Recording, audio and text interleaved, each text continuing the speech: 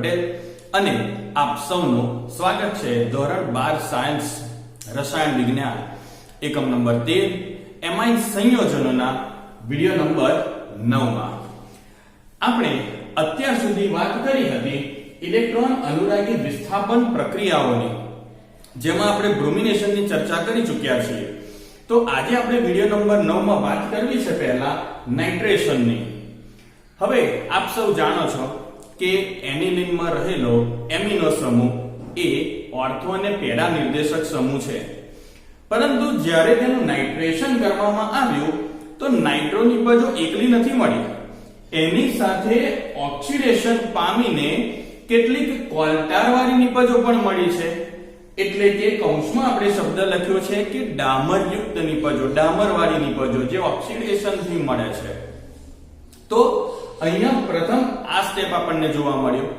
હવે બીજો મુદ્દો એ પણ થયો કે જો વધારે પ્રબળ એસિડિક માધ્યમ લઈએ આપણે, નાઇટ્રેશન કરવું છે તો નાઇટ્રિક એસિડની જરૂર પડશે, અને વધારે એસિડિક માધ્યમ હશે તો એમિનો સમૂહ H+ આયન એટલે પ્રોટોનનો સ્વીકાર કરશે, અને પ્રોટોનનો સ્વીકાર કરી પ્રોટોન મેળવી અને એની લિનિયમ આયન બનાવશે, એટલે NH3 અને નાઇટ્રોજન ઉપર પ્લસ એનિલિનિયમ આયન બનાવશે.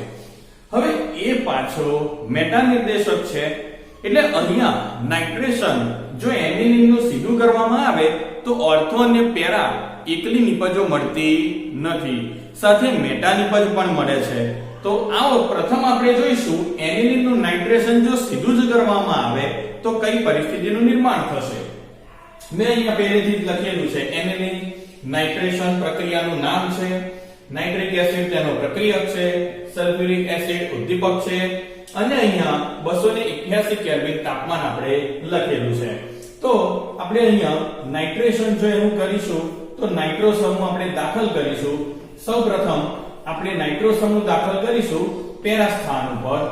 ત્યાર પછી બીજી પણ એક નિપજ આપણને મળશે જે એનિલિનિયમ આયન બનવાથી મળે છે, અને તે જોડાણ આપશે મેટા સ્થાન ઉપર નાઇટ્રો સમૂહનું, અને અંતમાં આપણને એક ત્રીજી નિપજ મળશે જેમાં આપણે વાત કરી રહ્યા છીએ કે તે ઓર્થો સ્થાન ઉપર જોડાણ પામશે.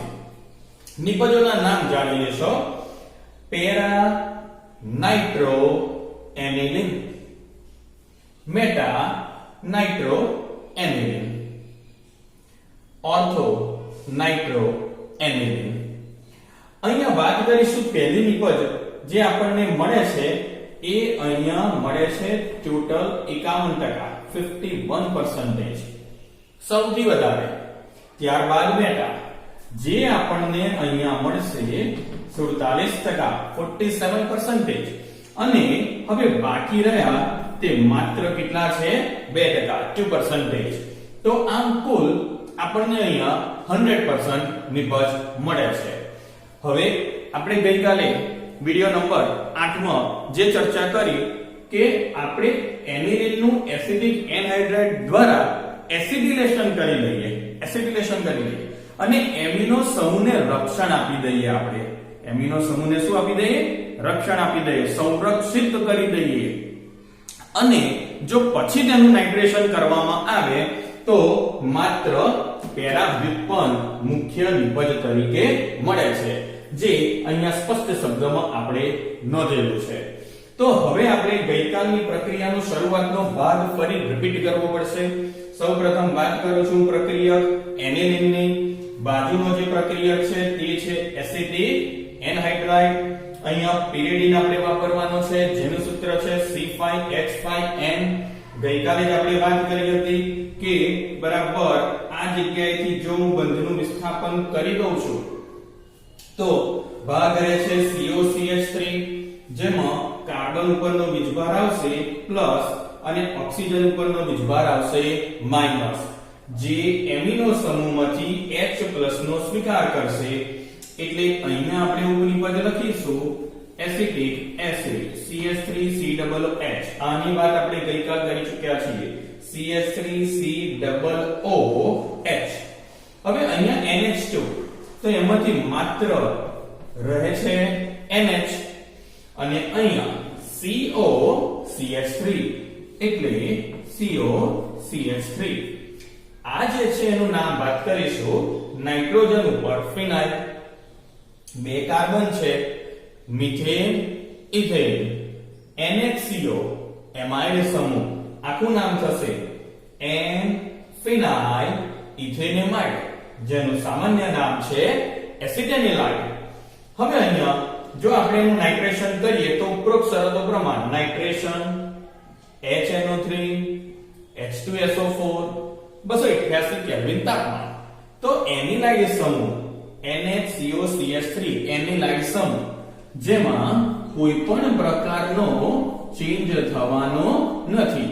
અહીંયા નાઇટ્રેશન દ્વારા ત્યાં કયો સમૂહ દાખલ કરી શકાશે? નાઇટ્રો સમૂહ. એનું નામ છે પેરા નાઇટ્રો એસિટેનિલાઇડ. હવે એનું જળ વિભાજન કરીએ તો પાણીના બે આયન મેળવીએ H+ OH-. આપણે જાણીએ છીએ કે શરૂઆતમાં એનિલીનમાં રહેલા એમિનો સમૂહ દ્વારા હાઇડ્રોજન આયનનું દાન થયું હતું. હવે જો આમાંથી હાઇડ્રોજન આયન આપણે એને પુનઃ આપી દઈએ તો ત્યાં વધશે માત્ર NH2, જ્યાં નાઇટ્રોને કોઈ પણ અસર થવાની નથી. અહીંયાથી મુક્ત થયું છે તે આપણી પાસે છે CH3CO. CH3CO પાણીના બે આયન H+ OH-. H+ અહીંયા જોડી દીધો, OH- અહીંયા જોડી દઈએ. ઉપનિપદ છે એરોથી નીચે લખીએ છીએ માટે નિશાની માઈનસ, અન્યથા જો જમણી બાજુ લખીશું તો નિશાની પ્લસ કરીને લખીશું એસિટિક એસિડ. તો અહીંયા આપણને મળે છે પેરા નાઇટ્રો એનિલીન. આ નિપજને આપણે કહીએ છીએ મુખ્ય નિપજ. તો આ વાત છે ઇલેક્ટ્રોન અનુરાગી વિસ્થાપન પ્રક્રિયાઓમાં નાઇટ્રેશનની. અને હવે વાત કરીશું ત્રીજી રાસાયણિક પ્રક્રિયા C, એટલે અહીંયા છે સલ્ફોનેશન. અહીંયા મેં વર્ણન નથી લખેલું સલ્ફોનેશનનું. જે હું તમને પ્રથમ પ્રક્રિયા સમજાવીશ અને ત્યારબાદ એનું વર્ણન લખવા વિશે સમજાવીશ. તો પહેલા હું આપને સમજાવું છું પ્રક્રિયા સલ્ફોનેશન એટલે જોઈએ સલ્ફ્યુરિક એસિડ, અને રાસાયણિક પ્રક્રિયા સમજી રહ્યા છીએ એનિલીનની. એનિલીનનું સલ્ફોનેશન એટલે કે એનિલીનની સલ્ફ્યુરિક એસિડ સાથે પ્રક્રિયા કરીએ તો અહીંયાથી આપણને મળે H+, તો એ NH2 માં જોડાશે એટલે અહીંયા તે બનાવશે NH3+. આપણે હમણાં જ આગળ વાત કરી એનિલિનિયમ આયન. હવે અહીંયા H+ તો બીજો આયન કયો રહ્યો? HSO4-. હું તમને સમજાવવા નથી રહ્યો છું. H+ અને HSO4-. એટલે અહીંયા આપણે જોડી દઈશું HSO4-, જેનું નામ anilinium hydrogen sulphate SO4 sulphate H hydrogen. તો આ હાઇડ્રોજન સલ્ફેટ અને બાકીનાનું જે નામ થયું તે થયું એનિલિનિયમ. આ એનિલિનિયમ હાઇડ્રોજન સલ્ફેટની આગળ પ્રક્રિયા કરી રહ્યા છીએ, ગરમ કરીએ છીએ એને. તો હવે અહીંયાનો જે અણુ છે HSO4- એ પુનઃ ગોઠવણી પામશે પેરા સ્થાન પર, અને જે ગોઠવણી પામશે SO3H સંદર્ભમાં SO3H તરીકે NH3+ એમાંથી આપણને મળશે એક હાઇડ્રોજન.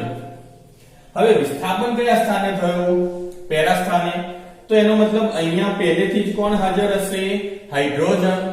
તો અહીંયા હું તમને બતાવું છું એક હાઇડ્રોજન, કારણ કે એવું અહીંયા લખી સંભળો એટલે હાઇડ્રોજન કેટલા થયા? 2. અહીંયા ઓક્સિજન કેટલા છે? 4. અને આપણી પાસે માત્ર 3. તો અહીંયા એક લખી દઈએ ઓક્સિજન. ઉપનિપજ દૂર થશે -H2O.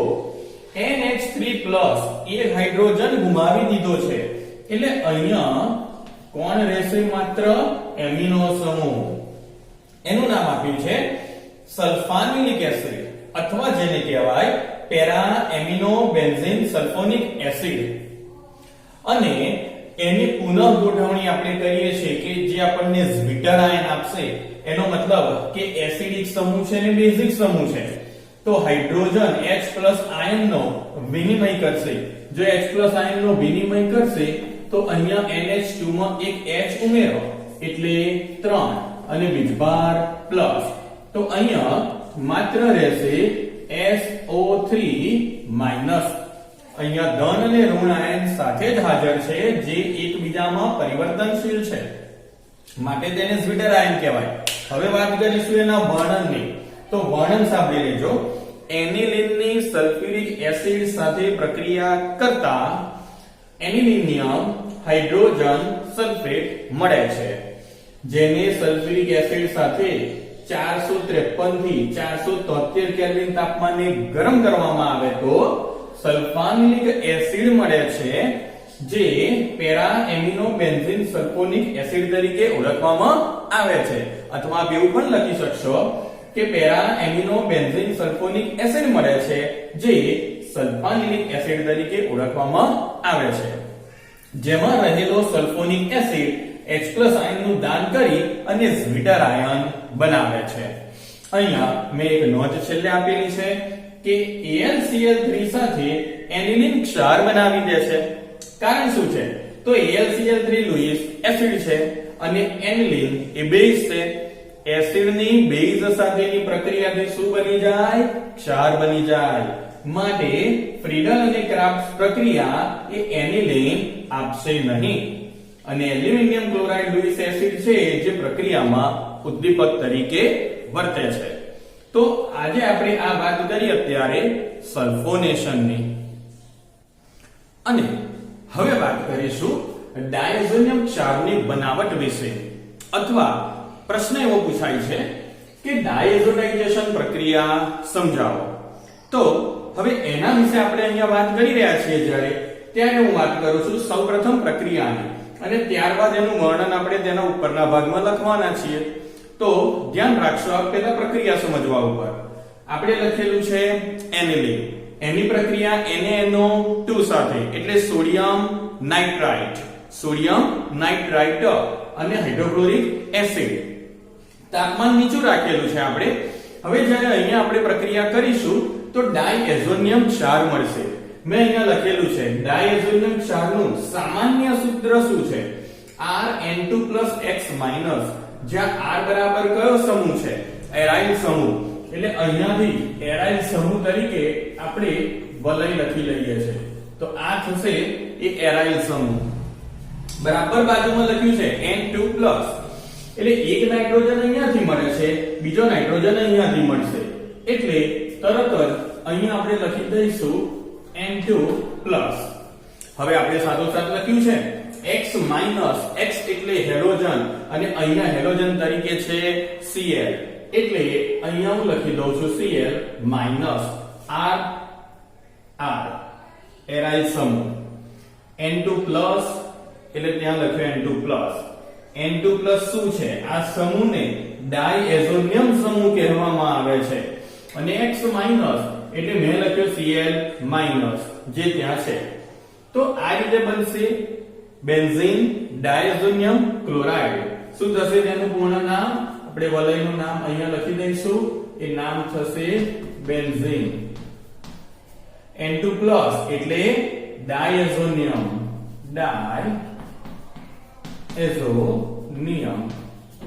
અને Cl જેને આપણે કહીએ છીએ ક્લોરાઇડ.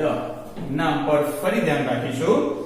વલયનું નામ બેન્ઝીન, N2+ નું નામ ડાયએઝોનિયમ, અને Cl- એટલે ક્લોરાઇડ, બેન્ઝીન ડાયએઝોનિયમ ક્લોરાઇડ, જેનું ટૂંકમાં આપણે નામ લખીએ તો લખાય BDC, બેન્ઝીન ડાયએઝોનિયમ ક્લોરાઇડ. આ ટૂંકાણમાં નામ થશે. હવે આપણે પ્રક્રિયાને સંતુલિત કરવા જઈશું. પ્રક્રિયાને સંતુલિત આપણે કરવી છે તો સૌપ્રથમ વાત કરીશું Na+Cl-, જે આપણને અહીંયા બનાવીને આપશે NaCl. આપ જોઈ રહ્યા છો ઓક્સિજન પરમાણુની સંખ્યા 2 છે ડાબી બાજુમાં, જમણી બાજુમાં કોઈ પણ ઓક્સિજનનો પરમાણુ ક્યાંય આવ્યો નથી. તો તરત જ 2 વખત આપણે શું લખી દઈશું? H2O, 2 times H2O. હવે આપણે સંતુલિત કરવા જઈએ પ્રક્રિયા ડાબી તરફ. તો ક્લોરાઇડ અહીંયા 2 છે, સામે એક જ છે એટલે અહીંયા સહગુણક આપણે મૂકી દઈએ છીએ 2. 4 હાઇડ્રોજન પરમાણુ ગણી લઈએ. અહીંયા છે આપણી પાસે 4, તો 2 અહીંયાથી મળશે HCl માંથી, 2 એનિલીન માંથી મળશે એમિનો સમૂહમાંથી. તો એ થઈ ગયા. હવે વાત કરીશું વર્ણનની, જે આપણે લખવું અગત્યનું છે. પ્રશ્ન એવો પૂછાય છે 2 માર્ક્સમાં, ડાયઝોનાઇઝેશન પ્રક્રિયા એટલે શું સમજાવો. તો હવે શરૂ કરીએ છીએ વર્ણન. એનિલીનની પ્રક્રિયા સોડિયમ નાઇટ્રાઇટ અને હાઇડ્રોક્લોરિક એસિડ સાથે નીચા તાપમાને કરવામાં આવે છે ત્યારે બેન્ઝીન ડાયઝોનિયમ ક્લોરાઇડ મળે છે.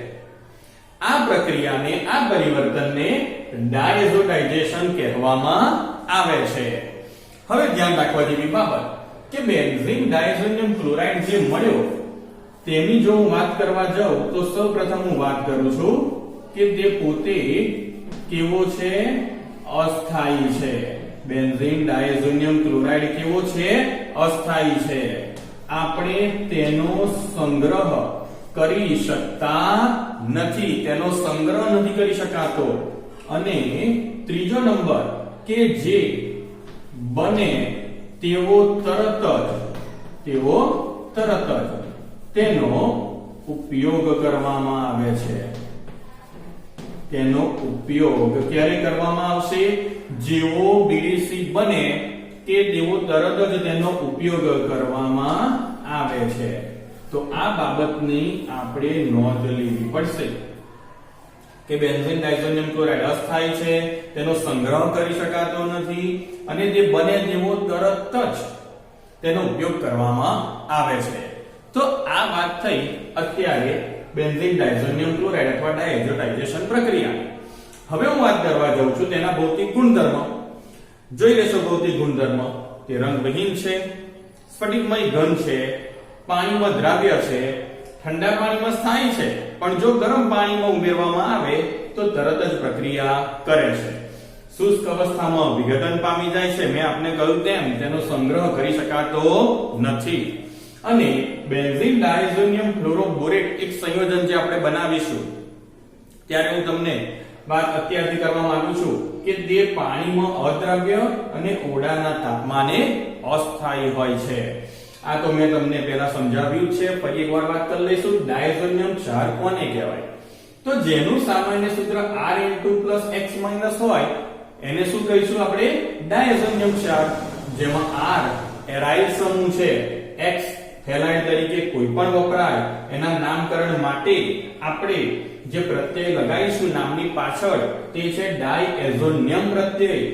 N2+ સમૂહને આપણે કહીશું ડાયએઝોનિયમ સમૂહ. તો આ અત્યારે માહિતી આપણે મેળવી ડાયઝોનિયમ ક્ષારની બનાવટ, તેની સામાન્ય માહિતી નામકરણની, સૂત્રની અને તેના ભૌતિક ગુણધર્મની. પ્રાથમિક એમાઇન સંયોજનો અતિ અસ્થાયી આલ્કાઇલ ડાયઝોનિયમ ક્ષાર બનાવે છે અને પ્રાથમિક એરોમેટિક એમાઇન સંયોજનો એરિન ડાયએઝોનિયમ ક્ષાર બનાવે જે નીચા તાપમાને એટલે કે 273 થી 278 કેલ્વિન દ્રાવણમાં થોડા સમય માટે સ્થાયી હોય છે, જે સ્થાયીયતા નીચે આપેલા સંસ્પંદનના આધારે સમજાવી શકાય છે.